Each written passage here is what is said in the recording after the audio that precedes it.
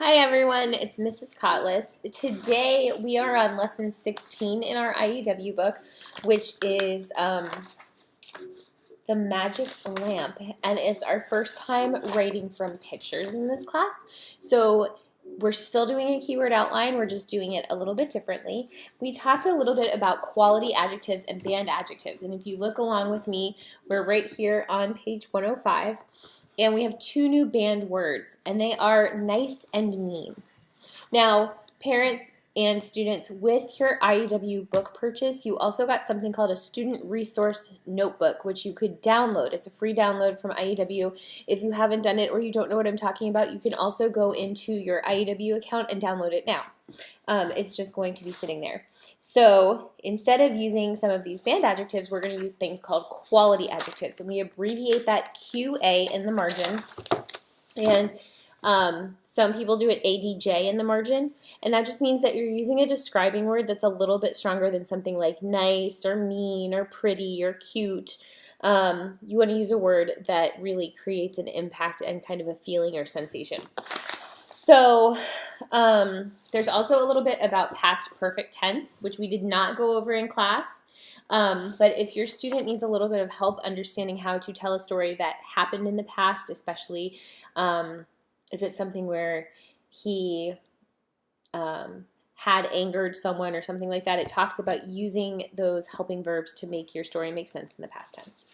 So then, when you flip over, you've got side by side the pictures that we're working from and the questions that your student should be using to help them create their keyword outline. So for example, this is Logan's, and we've got this first section here where there's the guy who's getting arrows shot at him, and Logan has gone through and he's keyword outlined, not answered in complete sentences, the questions. So like, what is happening in the picture? The guy's running. Why is he running? You say. And I'm making this up based on what it looks to me like, what Logan's trying to say. So he's just gone through and he's got his keyword outline answers. Like it has massacre all for revenge on one line. So apparently there's some kind of a vengeance thing happening. So your student should complete their keyword outline going with the pictures for the story. They will end up having 3 paragraphs, one for the first picture, one for the second picture, and one for the third picture, but it'll be all together in one paper, just like they were telling a story with a beginning, a middle, and an end. Okay. Now the part that I really want to talk to you about is on the checklist this time. Okay, so you'll notice that in this section right here, which is the dress-ups, there's 3 sets of checkboxes, which means that you need to have an ly adverb, a who, which clause, a strong verb, a because clause, and a quality adjective. And again, that's that either QA or ADJ in the margin and underlined in the paper. And a quality adjective is a really good describing word. So not nice, not mean, not pretty. You can look in your SRN, that student resource notebook, for more details on words that you should avoid. And one way that I tell if something is a strong verb or a strong adjective is if it replaces something that is banned. Okay? That's not the only way for it to be a quality adjective or a strong verb, but that's a good way to know. Then in the more advanced options, you have this thing here at the bottom that says dual adjective verb or ly adverb.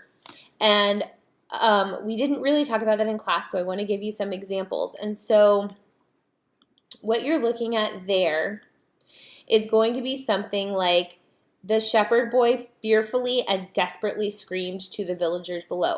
That's a double ly word. All the animals taunted and tormented the panic-stricken hare. That's a double verb. What magnificent feathers you have, crooned the clever but deceitful fox. That's a double adjective. And so it literally just means that you're using 2 adjectives, 2 verbs, or 2 ly adverbs in the same sentence. So you do this all the time naturally. I don't think most of you have probably ever thought about it before. But when you're describing something and you go that extra little bit where you use two verbs or you use two adjectives or you use two ly words, that is a dress up called a dual adjective verb or ly adverb. So it's either a dual adjective, a dual verb, or a dual ly adverb. I think that's about it. If your student is struggling with this form of keyword outline, we looked and tried to get everyone through that first picture in class. But if they're struggling with it and they would like us to take a look at their keyword outline, you can scan it and email it to either Mrs. White or myself, and we'll be happy to go through it with them. And then their story is going to be different than everyone else's story. So my keyword outline might have a different character name and might have a different reason that he is being shot at and might have a different reason that he ends up in the cave in the second picture. So those details are really up to your student. This is our first really, truly creative writing piece that we've given them where they get to kind of go in their own direction and they're getting to do it all themselves. So I know that this is a harder assignment, and if you need help, please don't hesitate to ask. And otherwise, we will see you next week on Tuesday, and I look forward to seeing what your students come up with. Have a great day.